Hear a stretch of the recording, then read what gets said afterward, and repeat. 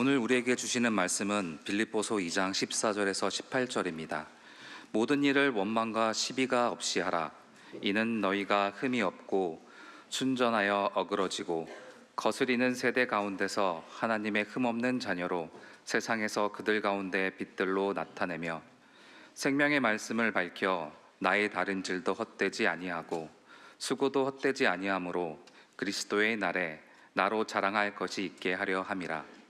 만일 너희 믿음의 재물과 봉사 위에 내가 나를 관제로 드릴지라도 나는 기뻐하고 너희 무리와 함께 기뻐하리니 이와 같이 너희도 기뻐하고 나와 함께 기뻐하라. 아멘.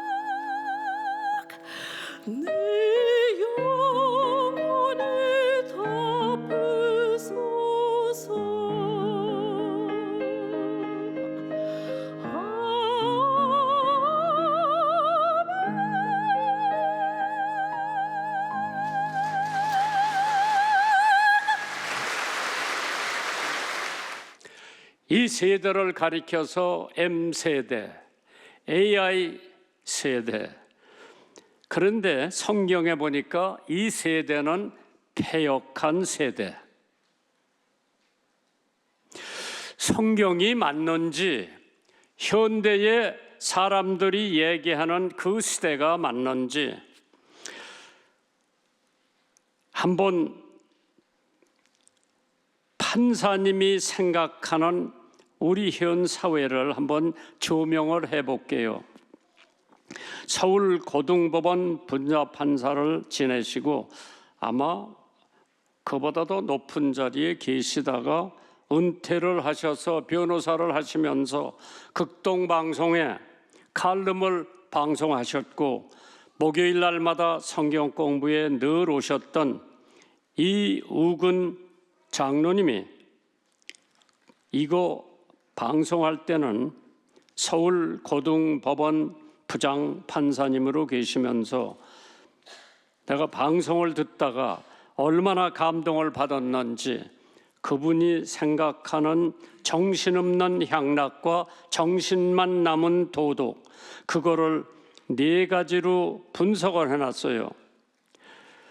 탈윤리, 탈문화, 탈문자, 탈역사, 이 4가지로 현 사회를 진단을 해 주셨는데 아마 오늘 여기 오신 판사님들, 나 판사님고 춘천 법원장님도 이분을 아실 거예요.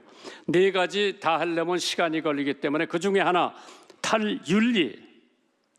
탈윤리의 뚜렷한 징후는 아마도 생명의 복제로 대표되는 무제한적인 정보 과설 과학 기술의 발달일 것입니다. 과학자들은 수포 옥수수와 육질 좋은 쇠고기를 복제해내는데 그치지 않고 이제는 인간의 배아를 복제하는 단계까지 이르렀습니다. 1, 2년 안으로 복제 인간이 출현한다는 것이라는 예고가 이어지고 있습니다. 복제의 주체인 인간이 복제의 대상으로 전락되는 순간입니다. 판사님이 보시는 현 사회입니다. 소위 원조 교제라는 이름으로 스스럼 없이 서로의 살을 엮는 40대 남성과 10대 어린 소녀들을 연결해주는 고리는 다름 아닌 최첨단 인터넷 통신 기술입니다. 이것이 원조도 아니고 교제도 아니며 다만 타락이요 폐륜의 윤리일 뿐입니다. 무제한의 편리함과 무제한의 향락 속에서 윤리와 도덕의 흔적조차 찾아보기 힘든 이 세대를 가리켜 어느 학자는 정신없는 향락주의와 정신만 남은 도덕주의라고 개탄한 바 있지만은 제 생각으로는 도덕은 이제 그 정신조차 남아있지 않은 빈 껍데기처럼 되어버린 것이 아닌가 여겨집니다. 교통과 정보의 발달로 사회 이동 속도가 빨라지면서 인간관계는 윤리적 바탕과 인격적 깊이를 상실해버리고 젊은 부부의 이혼율이 급증하며 부모가 자식이 부모를 유괴하는 가정 파괴 행위들이 다반사로 벌어지는 것이 오늘날의 윤리적 현상입니다. 이해가 갑니까? 그러나 성경은 한 걸음 더 나아가서 이 세대를 가리켜 패역한 세대. 우리가 살고 있는 세대는 어떠한 세대인가? 인터넷을 사용하면서 음란 사이트를 안 보고 위험업소 속에서 장사하고 있지만은 학교를 다녀도 물들지 않고 부정과 부패 속에서 생활한다 해도 성도는 그곳에서 깨끗이 살아가야 하는 의무가 부여된 줄 믿습니다. 예수님께서 악하고 음란한 세대라고 표현을 했습니다. 마태복음 12장 39절에 예수께서 대답하여 가르치되 악하고 음란한 세대가 표적을 구하나 선지자 요나의 표적밖에는 보일 것이 없다고 했습니다. 믿음이 없고 패역한 세대라고 마태복음 17장 17절에 예수께서 대답하여 가라사대 믿음이 없고 패역한 세대여 내가 얼마나 너희와 함께 있으며 얼마나 너희를 참으리요 그를 이리로 데리고 오라고 하셨습니다.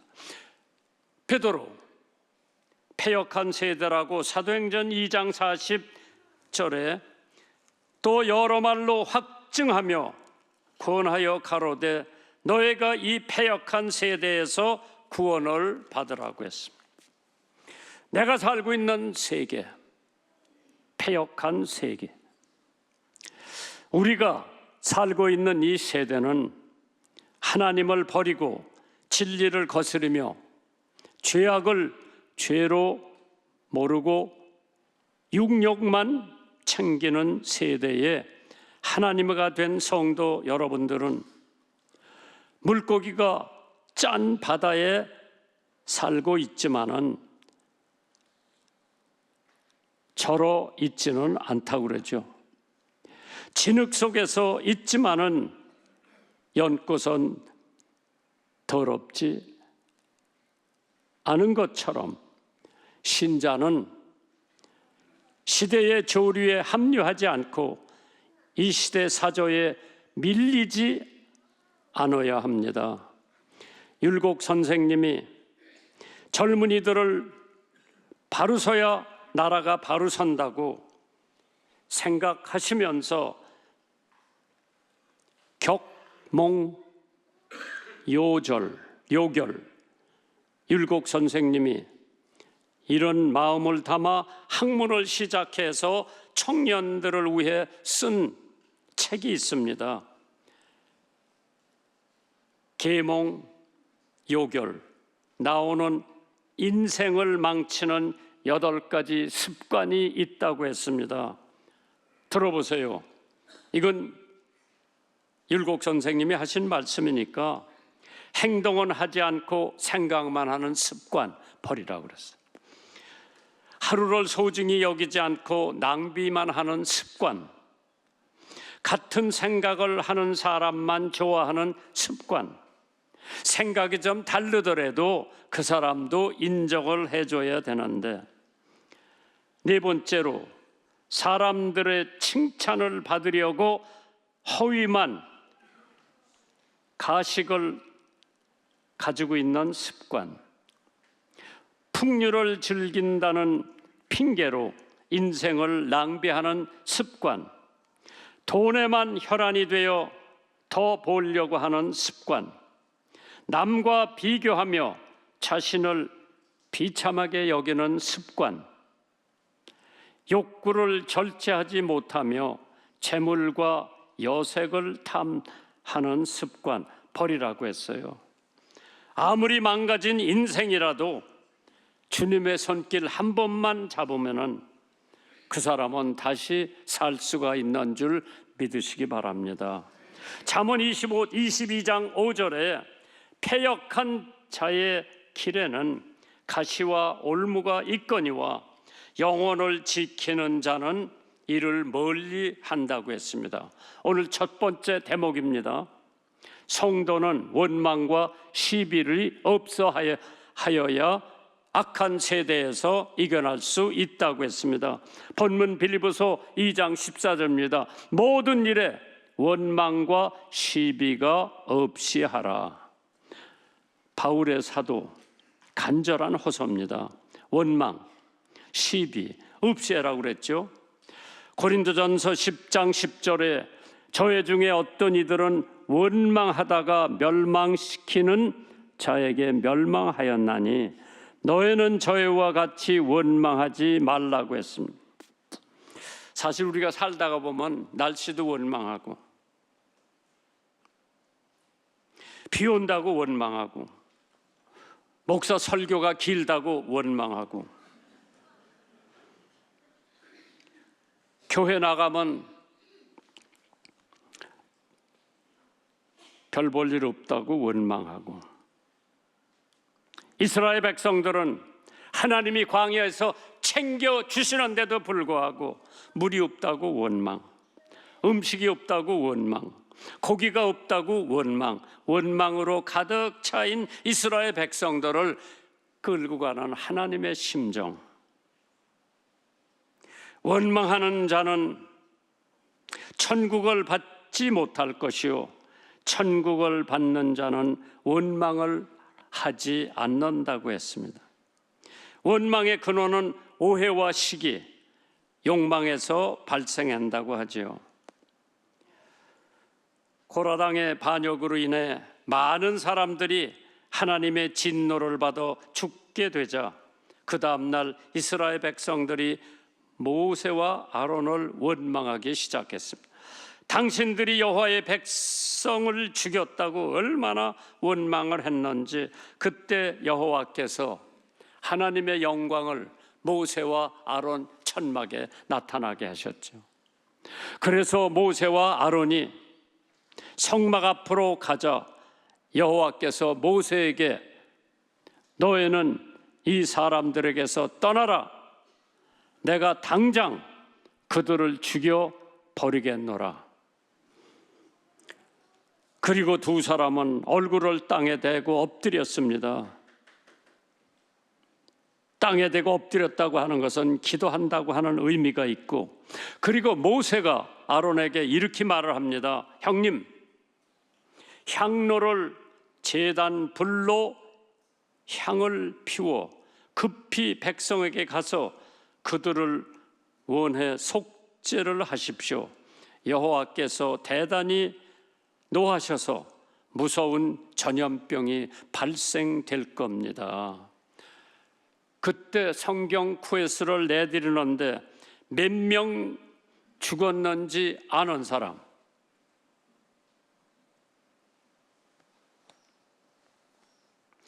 나도 성경 다시 보고 알았어요. 14,700명이 죽었어. 지금 베네수엘라에 이전이 이 지진이 나와가지고 죽은 사람 현재 찾은 게 한 2천여 명 된다고 그러죠. 이때 연병으로 죽였던 사람들이 14,700명이 된다고 그래요. 그게 민수기 16장에 나옵니다. 죽은 자와 산 자 사이에 섰을 때에 연병이 그쳤는데 그 연병으로 죽은 자가 14,700명이었더라. 12.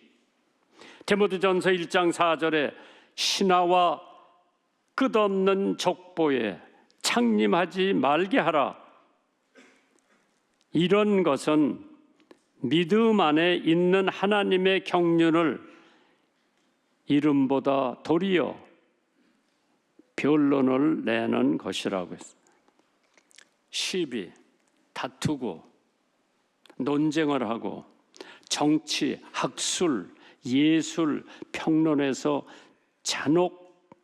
간혹 유익이 되는 수도 있지만은 대부분은 서로 얼굴을 붉히고 해지는 수가 많이 있어요. 시비할 때 한번 원망과 시비의 바람이 불고 가면은 단결이 파괴되고 기쁨이 소멸되고 덕성이 파열되고 진보가 중단됩니다. 용교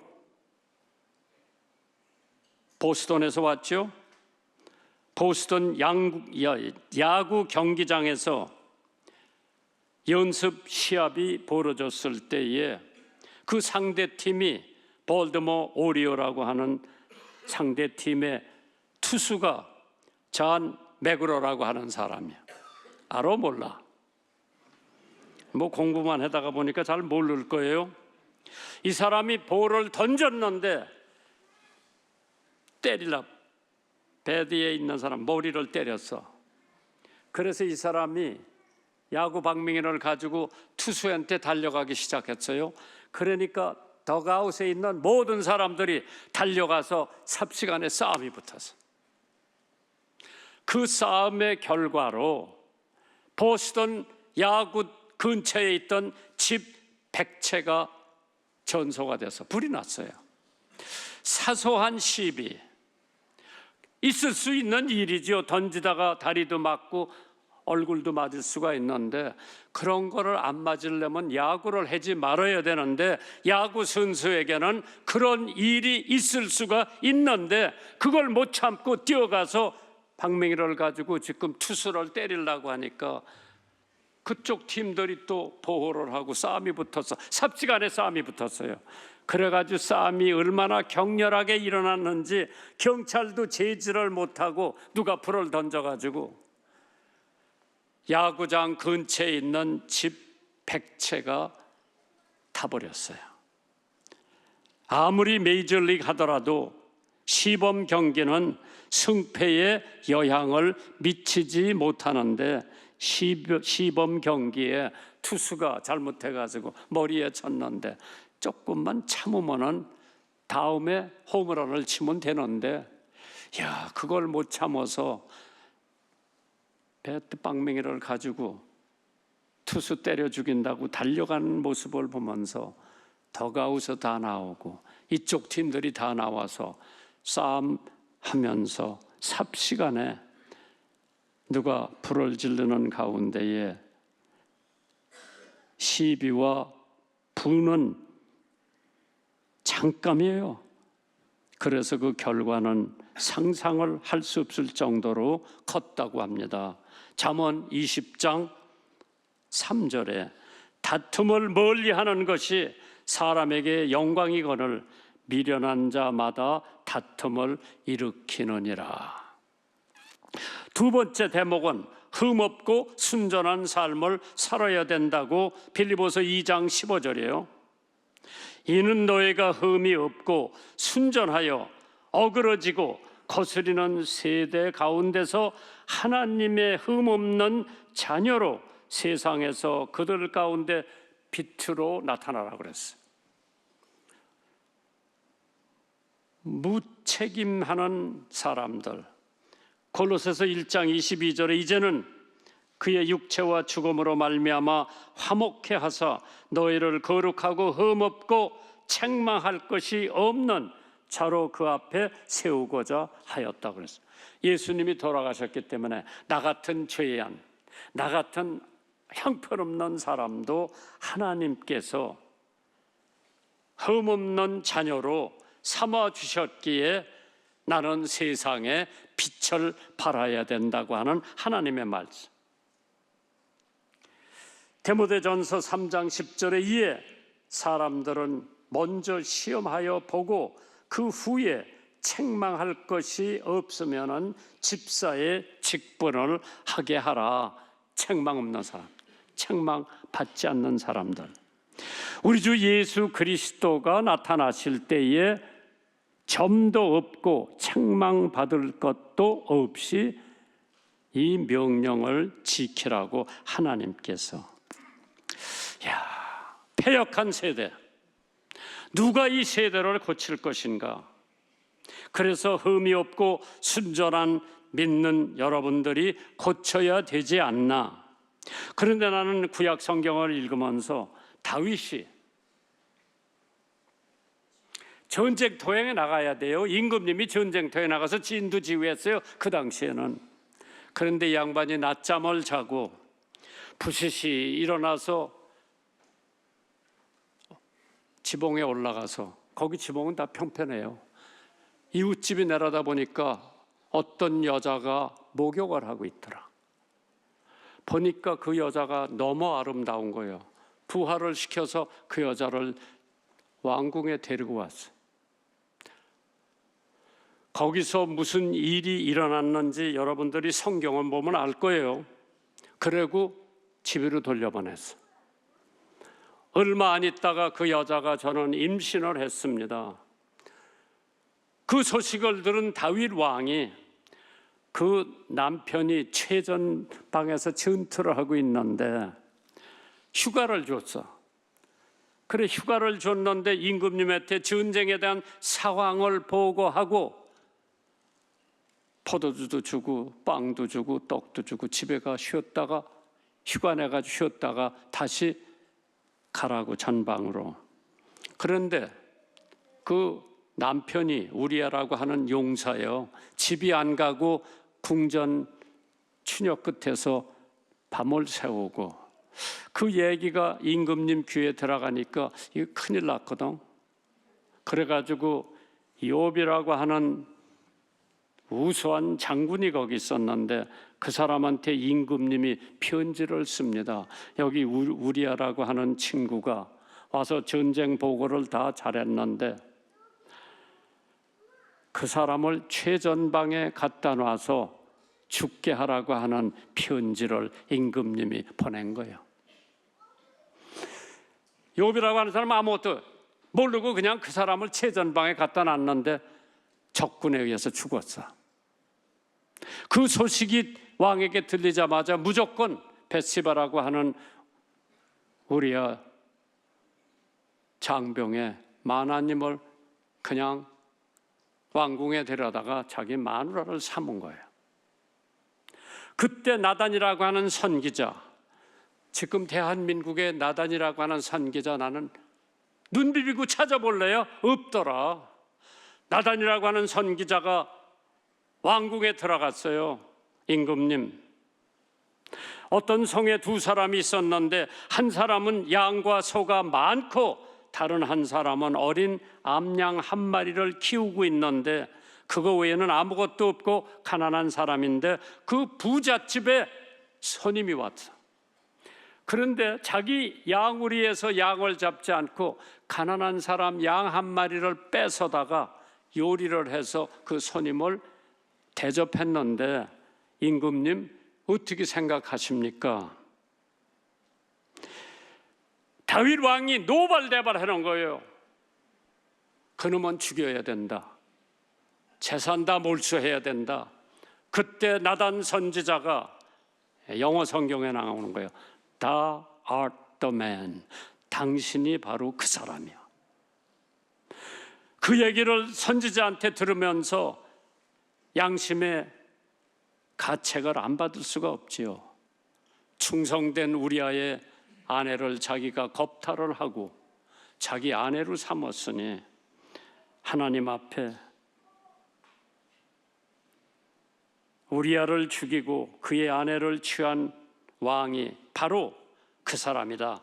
당신이 바로 그 사람이다. Thou art the man. 그때 다윗이 주님 앞에 회개하고 그 아이가 죽었어. 그거로 하나님이 벌을 갚아주시고 나중에 그 여자한테서 솔로몬이라고 하는 아이가 태어나가지고 다윗 왕에 이어서 이스라엘 왕이 된 사건을 우리들은 너무나 잘 알고 있죠. 세 번째로 빛을 발하는 삶을 살아라. 빌립보서 2장 15절입니다.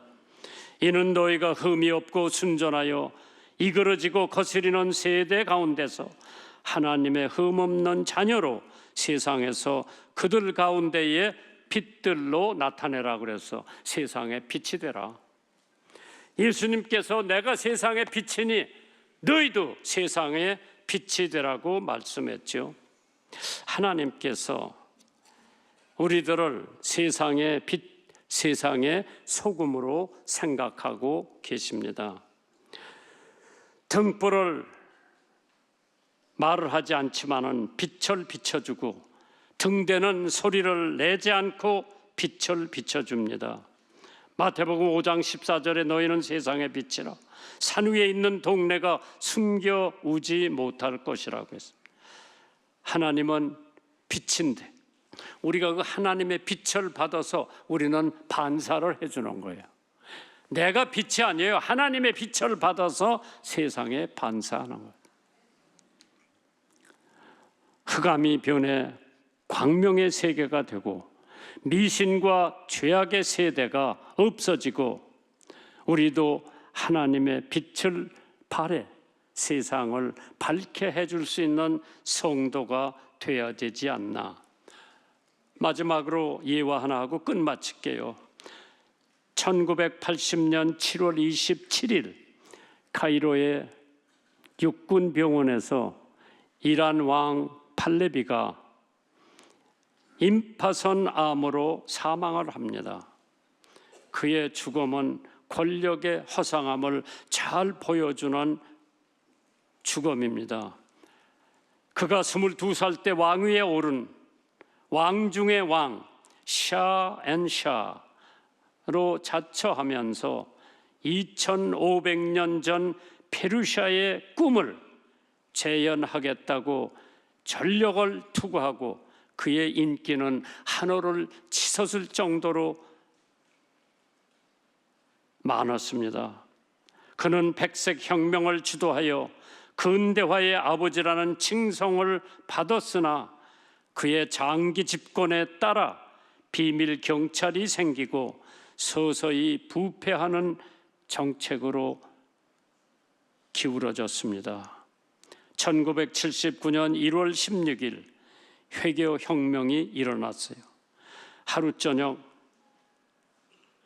파레비 왕이 쓴 파티 비용으로 1억 달러를 썼답니다.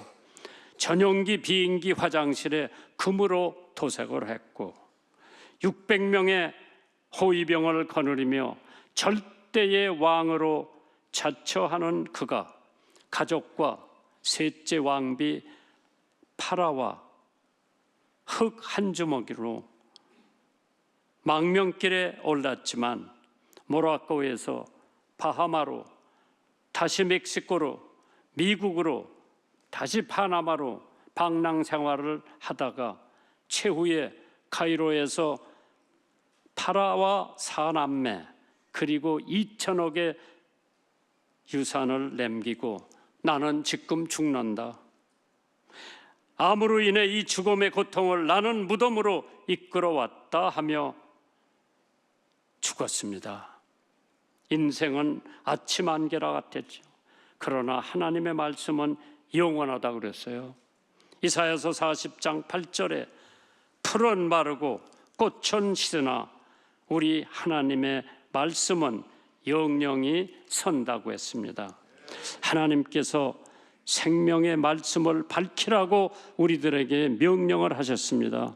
빌립보서 2장 16절에 생명의 말씀을 밝혀 나의 다름질도 헛되지 아니하고 수고도 헛되지 아니하므로 그리스도의 날에 나로 자랑할 것이 있게 하려 함이니라. 하나님께서 나 같은 벌레만도 못한 죄인을 믿음으로 예수 그리스도의 보혈의 능력으로 나를 의롭다 의인으로 삼아주신 그분의 우리가 예수께서 수천 번 걸쳐 베들레헴에 태어났고 수천 번 걸쳐 십자가에 돌아가셨다 하더라도 내가 그 예수를 믿지 않으면 나에게는 그것이 아무 의미가 없습니다. 오늘이라도 여러분들 마음속에 예수 그리스도를 영접하면 여러분은 세상에 빛이 되고 세상에 소망이 된다고 했습니다. 시편 37편 5절입니다. 너의 길을 여호와께 맡기라.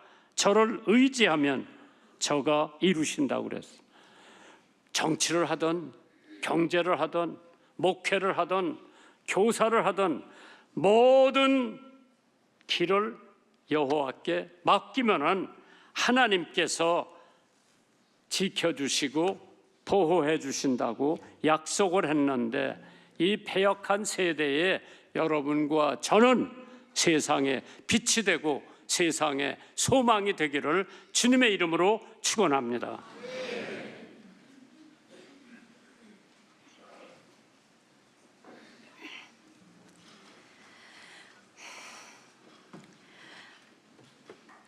사랑과 은혜가 풍성하신 하나님, 예배를 통해 하나님께 기쁘게 나아가게 하시고 삶을 통해 하나님께서 부어주시는 은혜를 받아 누리는 축복을 허락하여 주셔서 감사합니다. 이 시간 주신 은혜와 사랑에 감사하며 하나님 앞에 마음과 정성을 다하여 예물을 드립니다. 기쁘게 받아주시고 드리는 예물과 함께 우리의 삶도 하나님이 기뻐하시는 거룩한 예물이 되도록 매일의 삶을 인도하여 주시옵소서. 드려진 예물이 하나님의 영광이 나타나는 거룩한 곳에 사용되게 하여 주시고 드린 손길 위에 축복해 주셔서 하는 모든 일 가운데 감사와 기쁨이 충만하도록 인도해 주시옵소서. 감사드리며 예수님 이름으로 기도드립니다. 아멘.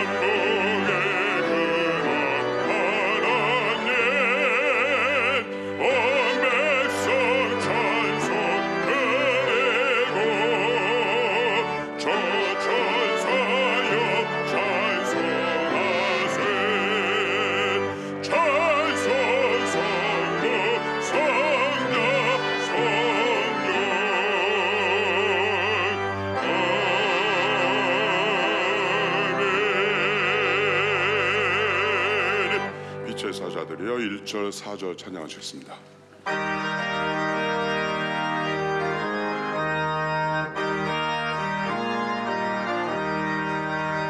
빛의 사자들이여 서가서 어둠을 물리치고 주의 진리 모르는 백성에게 복음의 빛 비춰라. 빛의 사자들이여 복음의 빛 비춰라. 죄로는 밝게 비춰라. 빛의 사자들이여 동서남북 어디나 땅끝까지 주님만 의지하고 어두워서 못 보는 백성에게 복음의 빛 비춰라. 빛의 사자들이여 복음의 빛 비춰라. 죄로는 맘 밝게 비춰라. 빛의 사자들이여.